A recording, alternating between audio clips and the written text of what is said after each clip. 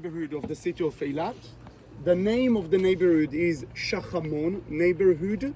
That neighborhood is Shachamon neighborhood because we are next to mountain Shachamon. You see behind the crane, you see a black mountain. This is Mount Shachamon. Shacham in Hebrew is black. Shacham. The name Shacham is black. So the mountain is named Mountain Shachamon. The neighborhood below the mountain is Shachamon neighborhood. The Vadi of the pilgrimage road you saw is Vadi Shachamon. In front of us, the Gulf of Eilat. The Gulf of Eilat. On the other side, the city of Aqaba. The southern part of Arava Valley. The southernmost part of the Arava Valley. And I would like to point at some important things that the viewpoint so you can learn about the geography of Eilat. First of all, down here below you can see big cranes. Down here below you can see big cranes. The cranes over here belong to the civil port of Eilat.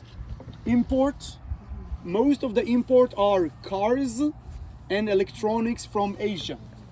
Behind the crane, down here beneath the buildings, you can see many cars.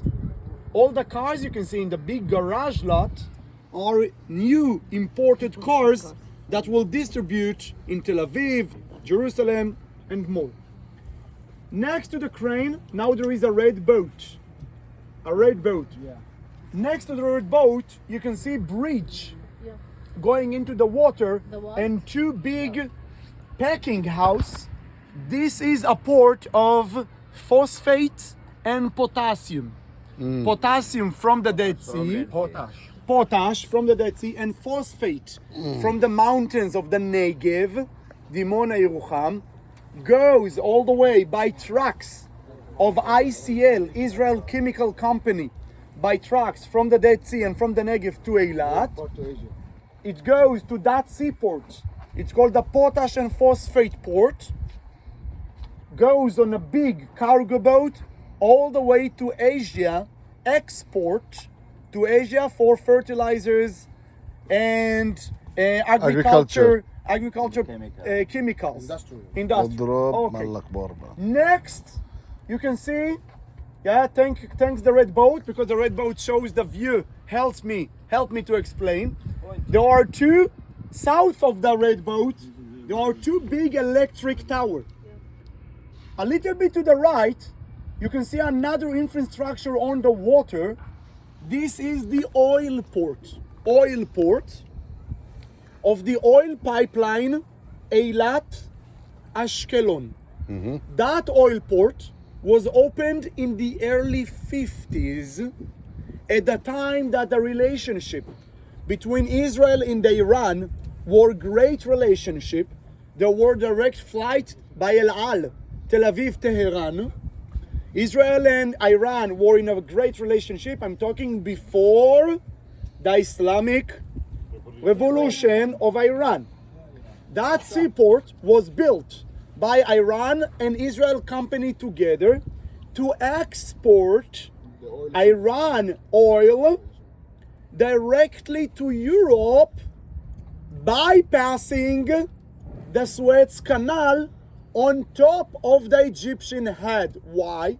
During the 50s and early 60s, Israel and Egypt in what we call a Cold War. A Cold War, Israel and Egypt in the 50s and 60s. Okay? The Iranian and the Egyptian not in a relationship. Iran wanted to export oil. But if you want to export oil, you have two options. Either you bypass all around Africa, but then the transportation is too long, too expensive, or you need to pay the Egyptian to cross via Suez Canal. The Egyptian didn't let the Iranian. So the Iranian and the Israeli came with a project. Oil pipeline. The name of that oil pipeline is Ashkelon Eilat. It's called Katza. Kof, Kav, pipe. Tzadik, Tzinor. or line, pipeline, tzino. Aleph, Eilat, Aleph, Ashkelon. Eilat, Ashkelon, pipeline of oil. The oil from Iran, all the way by boat to the oil port of Eilat, and then by pipe, organizing the oil in those huge tankers that you see above your head. Do you see the tankers? Those are oil tankers from back then. Collecting the oil tankers, and from here all the way by pipe, cutting the Negev in all the way to Ashkelon, either to use by Israel or to export to Europe. What happened in the 60s? What happened? Iran Revolution. Oil pipeline, stop working. Because Israel was like, Stop working. they were So who now, what oil runs nowadays in the pipeline? the Egyptians. Guys, we live in the same neighborhood in the Middle East. Come on. Wake up. Sorry. Wake up. Egypt. Israel. Who? Jordan, Whose oil Jordan. now runs in the Israeli line? Israeli. American. Saudi Arabia. Emirates oil. Emirates. Okay. UAE. You're not living in the Middle East, guys. شايف بالله. Okay. You. Is this recent or from back in the day? No, in the last فضحتونا. 3-4 years, UAE oil from Emirates all the way to Eilat, from Eilat to Ashkelon, from Ashkelon to Europe. Okay? It's called Katza, Eilat Ashkelon oil pipe. Okay, so we saw 3 ports. Another infrastructure of the oil. You see there are 2 infrastructures of the oil. On the right one, there is another boat. From that boat, I want you to go behind the mountain. There is a little infrastructure on the water. It's right above the mountain. Do you see the mountain? It's like a flat mountain, yellowish color, brown color. And you can see in the horizon 2 big cargo boats. But behind the mountain, very close to us, there is a little infrastructure on the water, and it doesn't look like a boat. Who can guess what it is? The border stone on top of the water between Eilat to the left, Taba to the right. Everything you see from that water monument to the right is Taba, Egypt water. All the black mountain. Now you can see a neighborhood of Eilat. Behind the neighborhood, brown mountain. Behind the brown mountain, black mountain. The black mountain, that side of the slope, Israel, summit, border. The other side of the slope, Egypt. Okay, that mountain goes down to Taba, Egypt, border Israel. That mark on the water is a border mark on the ocean, on the Red Sea, between Eilat to Taba. Back again to the city of Eilat. What about in the middle? A huge building. What about in the middle? Yeah, it's a direct line. You can make the line. A big building on the water. Another port. A big building on the water. Giant building on the water. The Navy, Israeli Navy of Eilat seaport. Okay, the Army Seaport Navy. No, which The one? new building. The biggest building on the water. The biggest building on the water, the Navy of Eilat.